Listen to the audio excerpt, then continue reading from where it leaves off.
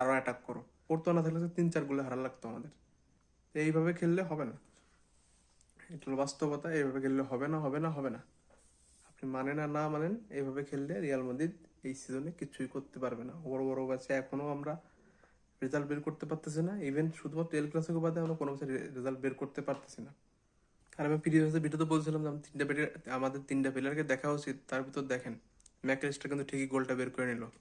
আর আমাদের প্লেয়ারদের এত হেডার এয়ার দুর্বলতা, এরিয়ালে এত দুর্বল আমাদের প্লেয়াররা।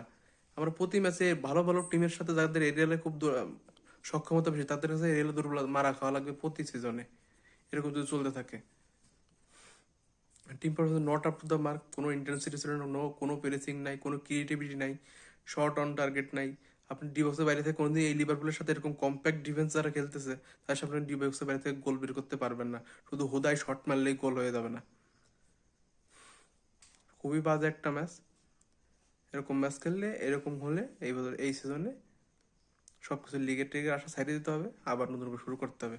সাবি আলোনসো বড় ম্যাচে বড়ভাবে ব্যর্থ, এটা মেনে নিতে হবে।